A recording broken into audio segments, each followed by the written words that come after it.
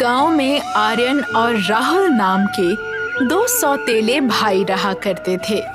आर्यन जहां वेज बिरयानी का ढाबा चलाता था, तो वहीं राहुल अपने पिता के छोटे से खेत में स्ट्रॉबेरी उगाकर बेचा करता था। एक शाम जैसे ही राहुल अपने घर में घुसता है, तभी उसके पिता कैलाश गुस्से से राहुल से कहते हैं, राहुल, कल से तुम स्ट्रॉबेरी के खेत में नहीं जाओगे। मैं वहां पर स्ट्रॉबेरी की जगह पर किसी और फल की खेती करूंगा। आप जानते हैं पिताजी कि मैं ऐसा नहीं कर सकता। मुझसे बहस करने की जरूरत नहीं है। सीधे सीधे ये क्यों नहीं कहते पिताजी कि ऐसा करने से आपको मेरी सौतेली माँ ने मना किया है। राहुल की बात सुनकर राहुल की सौतेली माँ कमला गुस्से से राहुल से कहती है, हाँ, मैंने मना किया है तो क्या कर लोगे तुम? अरे दिन भर कोई काम धंधा तो करते नहीं, सारा दिन निठल्ले बनकर खेत में घूमते रहते हो। अरे मेरे बेटे आर्यन से कुछ सीखो। देखो वो अपने ढाबे में वेज बिरयानी बेचकर कितना कमाता है। अगर आर्यन इतना ही कमाता है तो आपको मेरी माँ के खेत पर बुरी नजर रखने की कोई जरूरत नहीं है। उस स्ट्रॉबेरी के खेत से मेरी माँ की यादें जुड़ी हुई हैं। इतना बोलकर राहुल अपने कमरे में चला जाता है। राहुल को गुस्से में देखकर उसकी पत्नी अर्चना उससे कहती है, आपको इस तरह से पिताजी से बात नहीं करनी चाहिए थी। तुम जानती हो अर्चना कि मेरी सौतेली माँ हमेशा पिताजी को मेरे खिलाफ भड़काती है। हाँ जानती हूँ, लेकिन आप खुद सोचिए कि अगर किसी दिन पिताजी ने अपनी माँ की बातों में आकर हम दोनों को घर से बाहर निकाल दिया तो हम क्या करेंगे? वैसे भी आप स्ट्रॉबेरी बेचकर जितनी भी कमाई करते हैं सब अपने पिता के हाथ में रख देते हैं, जबकि आपका सौतेला भाई जितना भी कमाता है एक भी फूटी कौड़ी घर पर नहीं देता। अगले दिन राहुल खेत में चला जाता है। राहुल के खेत में जाते ही आर्यन अपनी माँ से कहता है, माँ, आप तो कह रही थी कि पिताजी खेत मेरे नाम कर देंगे। तो चिंता मत कर बेटा, मैं आज तेरे पिताजी से बात करके मामले को सुलझा के रहूंगी। कुछ देर बाद कमला कैलाश के कमरे में आकर गुस्से से बोलती है, शादी से पहले तो आपने मेरे घर वालों से कहा था कि आप मेरी हर बात मानेंगे। आखिर मैंने तुम्हारी कौन सी बात नहीं मानी कमला? तो फिर उस स्ट्रॉबेरी के खेत को मेरे बेटे के नाम करवा दीजिए। कमला, घर को तो मैं पहले ही तुम्हारे नाम करवा चुका हूँ। अगर स्ट्रॉबेरी का खेत भी मैं आर्यन के नाम करवा दूंगा तो फिर राहुल क्या करेगा? वो तो बेचारा आर्यन की तरह पढ़ा लिखा भी नहीं है। सही कहा आपने, राहुल आपका सगा बेटा है ना, इसलिए वो आपको बेचारा लग रहा है। और आर्यन मेरे पहले पति का बेटा है, तो आपको उसका ख्याल क्यों आएगा? रो मत कमला, अगर तुम्हारी यही जिद है तो फिर मैं आज ही आर्यन को लेकर तहसील चला जाता हूँ और अपना खेत उसके नाम कर देता हूँ। कैलाश उसी समय अपने सौतेले बेटे आर्यन को लेकर तहसील चला जाता है और अपना खेत उसके नाम करवा देता है। शाम को जैसे ही राहुल घर पर आता है तो कैलाश उससे कहता है, मैंने खेत आर्यन के नाम करवा दिया है राहुल। बेहतर होगा कि अब तुम कल से खेत में ना जाओ। ये सुनकर राहुल बुरी तरह से चौंक जाता है। ये तो मेरे साथ अन्याय है पिताजी, आपको ऐसा करने का कोई अधिकार नहीं। तुम्हारी इतनी हिम्मत कि तुम मुझे अब अधिकार बताने लगे। मेरे अधिकार कितने हैं शायद तुम नहीं जानते। जाओ, इसी समय अपनी पत्नी को लेकर यहाँ से निकल जाओ। वैसे भी ये घर मेरे नाम पर है और मेरी भी मर्जी नहीं है कि तुम यहाँ पर रहो। राहुल की आंखों में आंसू आ जाते हैं। वो अपनी पत्नी को लेकर घर से बाहर निकल जाता है। अर्चना रोती हुई राहुल से कहती है, मुझे जिस बात का डर था वही हुआ। अब हम कहाँ जाएंगे? हम ये गांव ही छोड़ देंगे और दोबारा यहाँ पर कभी नहीं आएंगे। लेकिन जाने से पहले मैं एक बार अपनी स्ट्रॉबेरी के खेत में उस जगह पर कुछ देर बैठना चाहता हूँ जहाँ पर मेरी माँ बचपन में मुझे बिठाकर मुझसे बातें किया करती थी। राहुल रात के ही समय अर्चना को स्ट्रॉबेरी के खेत में ले जाता है और उस जगह बैठकर फूट फूट कर रोने लगता है। तभी राहुल के कानों में एक औरत की आवाज टकराती है। तुम तो कौशल्या के बेटे हो ना? आप मेरी माँ को जानती थी? हाँ, अच्छी तरह से। तुम्हारी माँ बहुत अच्छी इंसान थी। उसने ही मुझ विधवा को सहारा दिया था।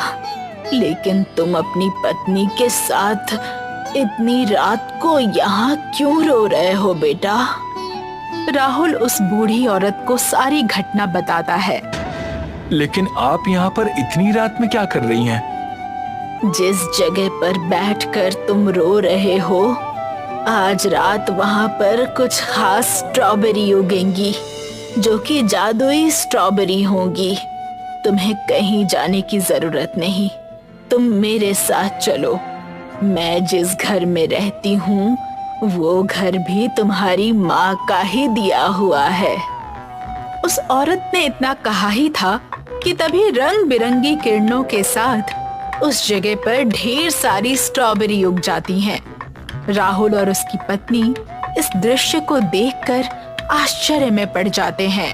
वो औरत स्ट्रॉबेरी को लेकर राहुल और उसकी पत्नी को अपने घर ले आती है। तुम्हारी माँ एक बहुत अच्छी जादूगरनी थी। वो जादू से स्ट्रॉबेरी उगाया करती थी।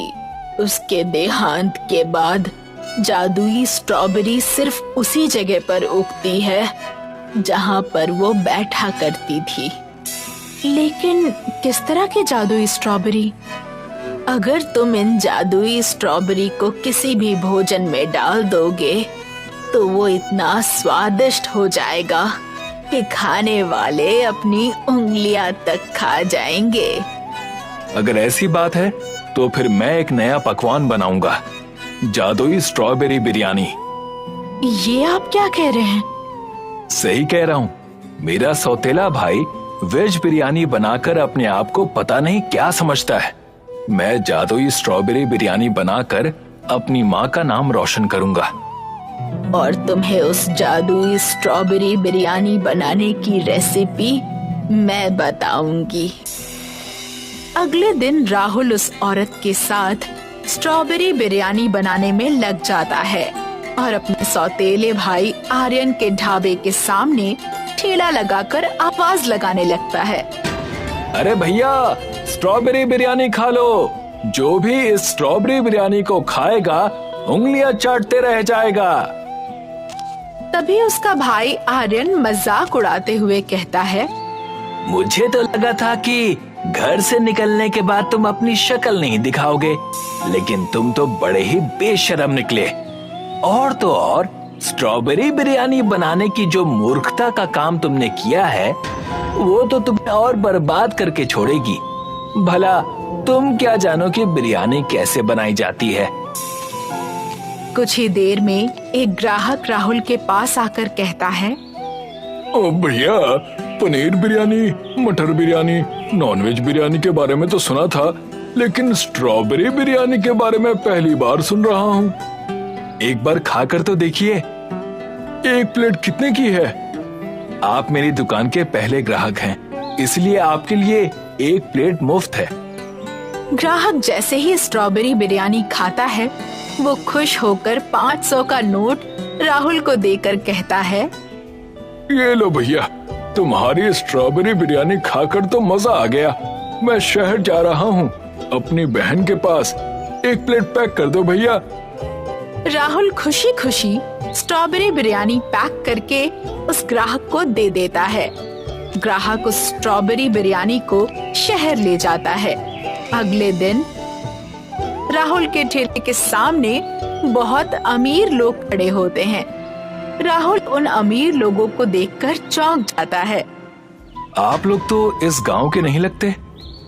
शहर का एक व्यक्ति राहुल से कहता है, हम जिस कॉलोनी में रहते हैं, कल उस कॉलोनी के एक फ्लैट में बड़ी ही अच्छी खुशबू आ रही थी। हम जब देखने के लिए पहुंचे कि आखिर वहां पर क्या पक रहा है, तब हमें पता चला कि वहां पर तुम्हारी बनी हुई स्ट्रॉबेरी बिरयानी रखी हुई है, इसीलिए हम सब यहाँ पर तुम्हारी स्ट्रॉबेरी बिरयानी खाने के लिए आए हैं।